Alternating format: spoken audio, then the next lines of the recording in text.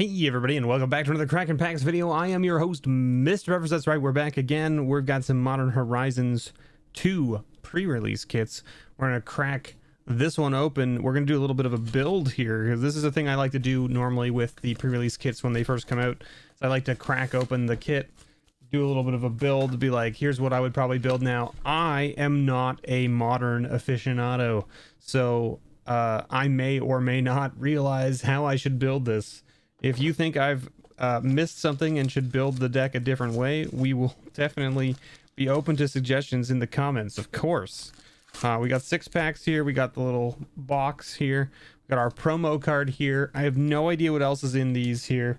Not a clue. Let's see what we can find in here. Normally when I do my builds, I generally try to lay the cards out in Wooburg order. So like maybe we'll move this down here. That way we have a lot of space up at the top. We've got a crack open, an arc bound tracker, lose focus, break ties, hell mongrel. We got an old border marble gargoyle. And we got an old border goblin anarchomancer.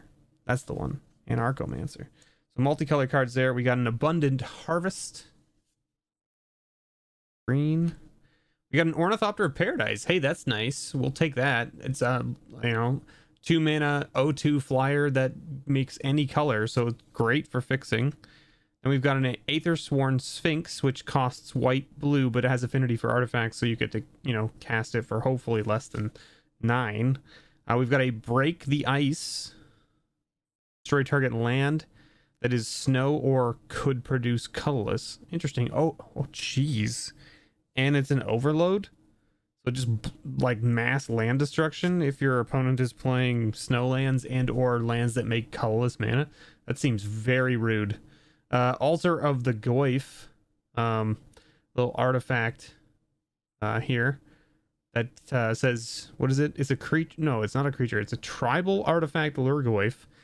That's whenever a creature you control attacks alone, it gets +X/+X until end of turn, where X is the number of card types among cards in your graveyard or in all Oh, okay. And then Lurgoyf creatures you control have trample. All right. So now we get an old border card here, which is a Zurin Orb from Ice Age. Cool little sack of land, gain 2 life. And our rare is Piru, the Volatile, which is an 8 mana cost 7/7 flying lifelink creature that you have to pay every upkeep 3 mana to keep it around. And then when it dies, it does 7 damage to each non-legendary creature. So it's like a board wipe. And we did get a foil here, Soul Migration foil. 7 mana, 2/4 flyer. But when it enters, it creates 2 1/1 birds. So you get 4 power, 6 toughness for 7 mana, which is kind of like mediocre. But then you evoke it, and if you're playing against multiple opponents, right? Oh no, evoke is when you can cast it for the lesser cost, but then it dies when you do so. Okay. So I mean, but that's not terrible. I mean, like, you can evoke it for 4 instead of 7, and you get to keep the 2 1/1 birds. So that's not terrible, I guess. Rift Sower. What's that? Meg mana? 1 mana of any color. Cool. Foul Watcher. We got some good fixing in green. Gorge Zealot. Arcbound Prototype. World Weary in sketch form. Oh, all right, cool. Discerning Taste. Storm God's Oracle. When it dies, deals 3 damage to any target. Oh, interesting. Okay. Okay, so these are the new artifact lands that came out that make 2 colors, and they're indestructible, so that's kind of interesting. We got a Foundry Helix.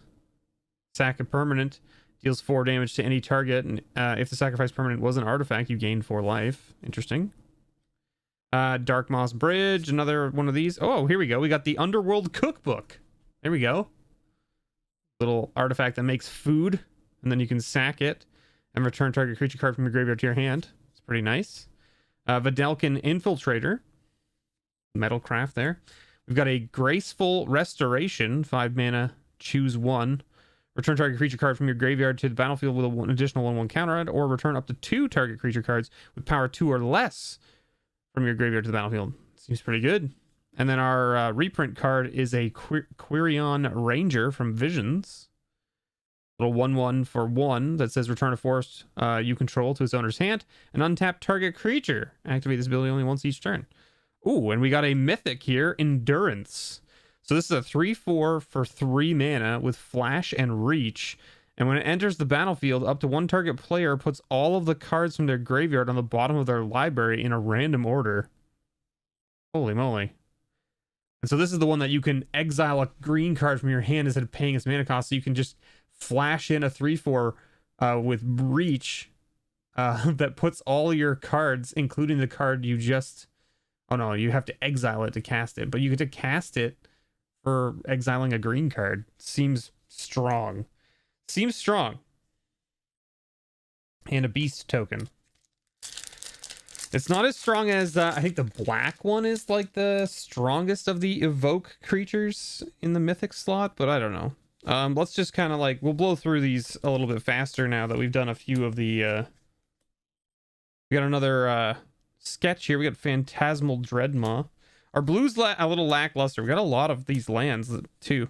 I don't know if you want to see these lands in these pre-release kits or not, but like we got a Wave Sifter. So it's a 3/2 flyer for 5. When it enters battlefield, investigate twice. So you get 2 clues. Interesting. Filigree Attendant. Terramorph. Caprichrome. Our old card is a Hunting Pack from Scourge. And we got a Dam. Damn! Not a bad little card. Little like board wipe type thing. And then we got a foil Sea Drake. From what is that, Portal? I think it was Portal 2 or one of the Portal sets. I don't remember which Portal, but one of the Portal sets. What do we got? Jewel-eyed, Lightning Spear, so shiny. Another old border Marble Gargoyle, Gilt Blade Prowler, Turok's Canticle, and another land. We've got one of each land now. Huh? How about that? One of each land. We got a Dray Keeper. Interesting. What's this? A 2/2 for 5. When it enters battlefield, create 2 1/1 squirrels, and then you can pay 3 squirrels you control, get +1/+0 and menace until end of turn. That seems pretty good. Tragic Fall. Fairground Patrol. Prismatic Ending. Rakdos Headliner Sketch. Cool. Dragon Rage Channeler. Our old card is a Bone Shredder from Urza's Legacy. And our rare? Hey, we got a Sketch Persist as our rare from this pack. Interesting. Interesting. So, I mean, like, we're definitely in black, right? Because we've got the Dam and we've got the Persist now. And Persist is really fun with Piru, right? That's really interesting, right? Because you can return it to the battlefield for 2 mana. And now you have a 6/6 flying lifelink that can wipe the board again, essentially, which is kind of interesting. Because you can, like, basically play it and then choose not to play its cost and wipe the board and then reanimate it, which is kind of neat.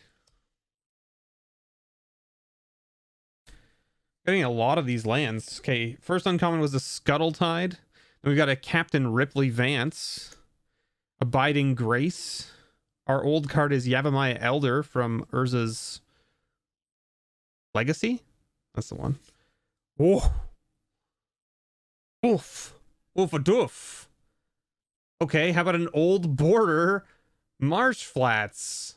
I guess we'll take that, won't we? Yes, that sounds fine. And a foil Specimen Collector. Okay. The old border Marsh Flats. Okay. Yeah. I guess yeah. I'll take it. I'll take it, I guess. All right. What else do we got in here? Oof. Yeah, Sinister Starfish. That's the card. We got a Sketch Floodhound. Jade Avenger. Okay. Oh, yeah, Chatterstorm. Good old Chatterstorm. Okay, first uncommon is a Blazing Rootwalla. And a Lucid Dreams. And a Barbed Spike. Ooh. our old border card is a rare, and it's Sterling Grove, which is a great little enchantment. Other enchantments you control have Shroud, and then you can pay 1 and sacrifice it to go search your library for an enchantment card, reveal it, and reveal it, then shuffle and put that card on top. So there you go. Now it's miscut a little bit. You can see the border on the left side is quite a bit bigger than the border on the right side, but that's okay. So a nice, an additional rare there for us, which is nice. Oh, geez. And we got an Ignoble Hierarch? How can we lose? How can we lose? Holy moly. What a kit this was. My goodness. All right, well, what's our pre-release card? Holy moly, you gotta be kidding me.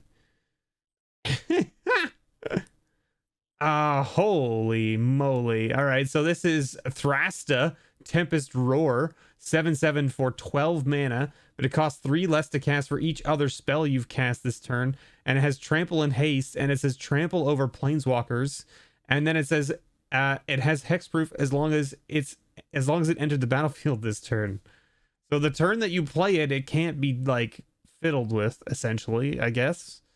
And it's a 7/7 Trample or Haste that costs less mana if you've cast other spells. And we are in green already, and that's 2 green mythics in this pool. So I feel like we're playing green. I don't think we have an option not to play green. Can you imagine persisting that as well? Holy moly. Okay, so the interesting thing here, right, is we have this sweet little boy, right, which can go and get can give us black, red, and green, and we need black and red for Piru, right? And so I think we're gonna go super greedy, and we're gonna splash Piru. The double white from Piru is going to be splashed in our deck, because even if we have a way to discard it, we can still persist it. Plus, if we have the double white for that, we can have the double white for Dam, which wipes the whole board. That gives us a board wipe as well. I think our main colors are going to end up being green, black, right? And then red and white will be a splash for us. Because I think our red pile is like pretty mediocre as well. Like, it's not like huge. But I think that's what we end up doing, right? So like in green, we want to look at the things that can make us other colors of mana.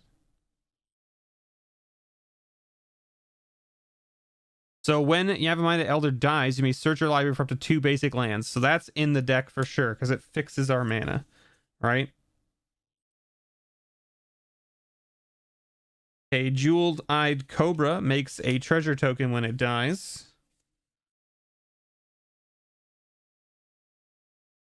Terramorph fixes our mana.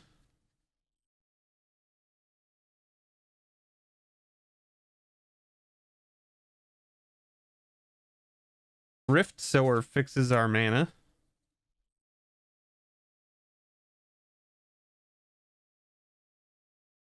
Crack Open fixes our mana. So we have lots of mana fix, which is great. The Sterling Grove doesn't really matter because I don't think we really have like enchantments per se that we're trying to protect, right? So like the Sterling Grove, even though it's on color, if we're doing green-white splash, it's not a thing we really need. We have that Ornithopter of Paradise, which also fixes our colors. I don't think that we have a reason for Altar of Goyf in the deck. The Zurand Orb, no, and like the food tokens from Underworld Cookbook are cool, but I don't think we have any way to utilize them, so like I don't think it matters too much. Obviously we play the Drake Keeper because it's just on color for us. What else have we got? Playing things that are 2 splash colors doesn't make sense. Goblin Anarchomancer seems maybe risky, but also kind of cool. Terminal Agony also seems fine.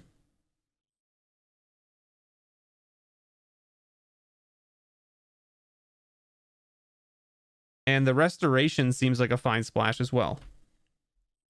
Because also, look, like we have this one, which gives us white and green. We have this one, which gives us white and black. So black and green are our 2 colors, right? So we've got another one that gives white and black and another one that gives white and green. So we have so many options in our lands. We could play the Dark Moss as well, I guess. but we don't want to have all of our lands come into play tapped. I think the only ones we care about coming into play tapped are the ones that are fixing us on our splash colors. I think that's fair, right? Chatterstorm just makes squirrels based on the number of spells you cast, so that's like fine, but I don't know if it's absolutely needed. When it enters battlefield, investigate. If a creature dies this turn, investigate. A 3/5 with reach for 5 doesn't seem terrible. Flourishing Strike seems like a really good card. Hunting Pack seems bad. Like, this seems bad because it's 7 mana, and yeah, it has Storm, but how many cards are you going to cast before casting the 7-cost card? You know what I mean? I like the Darksteel Crawler. That seems decent for, like, early game. Okay, so, like, our green is, like, mediocre-ish. Let's look at our black, though, because our black probably has some decent stuff in it. I like Starfish, so we're going to play it. What does this do? Oh, this is a discard outlet for our Madness cards. That seems good. Bone Shard's also just very good. Bone Shredder, also very good.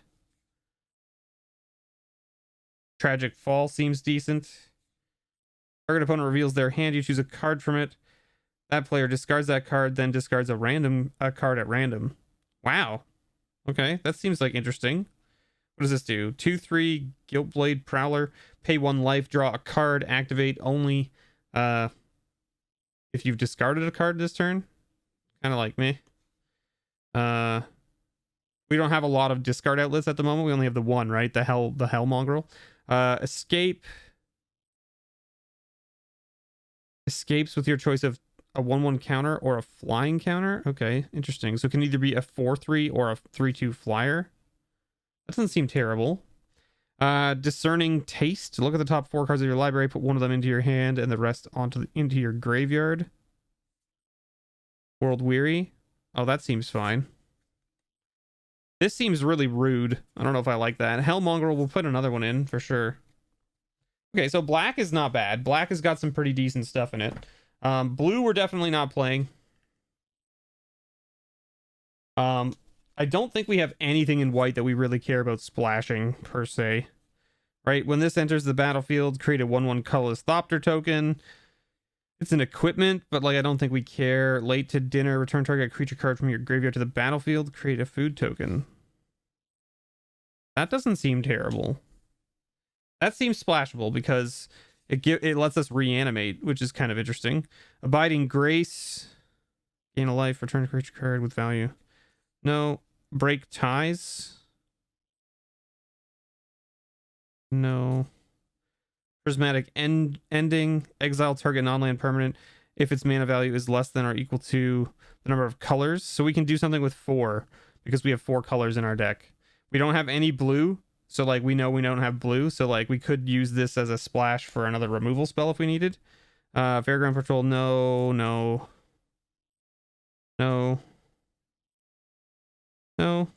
But we're just looking for things to splash that are like worth splashing.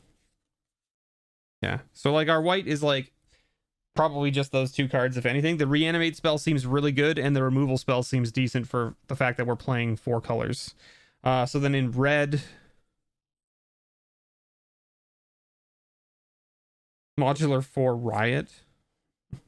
Third spell each turn. No.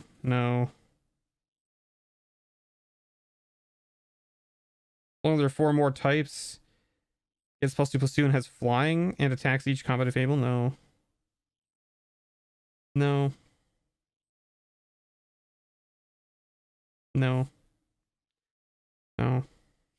Alright, so our red is like definitely a splash as well. So we're playing green black, splashing white and red, which makes sense to me. With what we pulled, right? I think the question is like, we're not really playing any of that stuff, right? So then we like lay this out to see what it is that we need from these 2 piles, right? Because we know we're probably playing, this is splash stuff, right? Like let's put the splash stuff to the side and just see what we have in our main colors, right? Does that make sense? I don't know how long are we? We're at 20 minutes already. Yeah, it's fine. We got time. 2.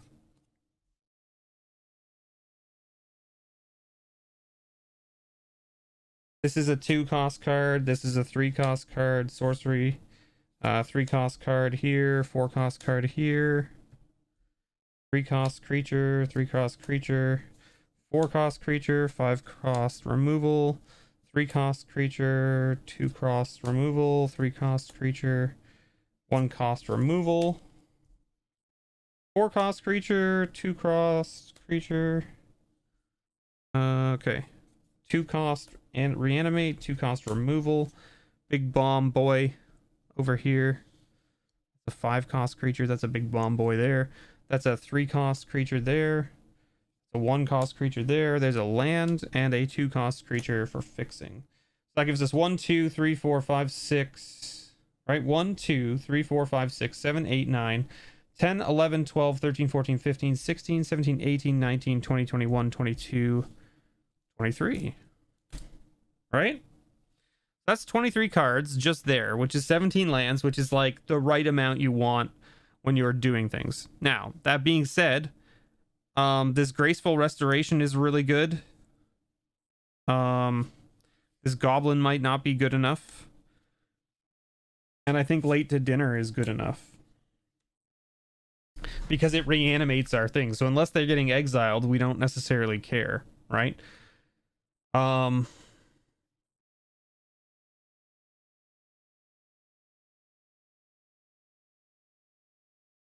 We have a lot of 3-drops.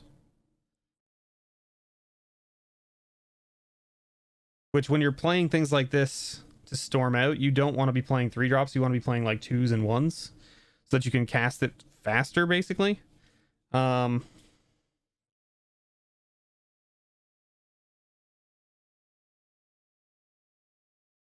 Like this Jade Avenger's probably not that bad because it's a little 2-drop.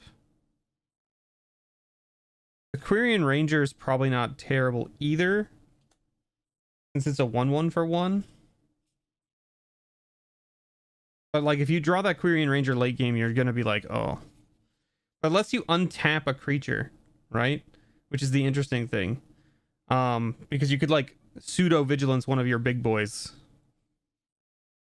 Interesting. I don't know. But I mean, also, we don't really want to be adding cards because we were at 23 without adding these 2, right? And the thing is like, I don't know if we want to add... Like, this is a decent removal spell, but it takes one of our splash colors, right? So, like, we know it's not going to be cast until turn 4, but is that worth it? It's possible that it's better than, like, Bone Shards because we have to sack a creature for that. But also it's not on color. Like this only costs 1 black versus this costing 4. It's possible that it's better than World Weary just because World Weary is 5 mana, but it does have basic land cycling, which is not terrible. I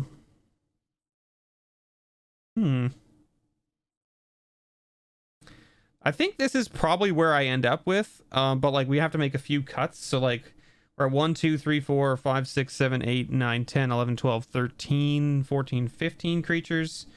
16, 17, 18, 19, 20, 21, 22, 23, 24, 25, 26. So this is 26, which is only 14 lands, which is not ideal. So we probably have to make like 2 cuts just to bring us up to 16 lands at the minimum.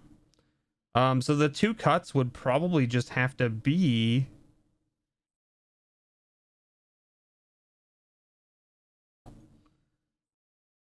It's probably the Graceful Restoration, right?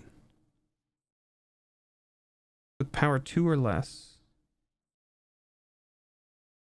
Alright, so it can return this, which is nice. And return like any number of our other smaller things. We don't have anything with like really big butts or anything like that early on.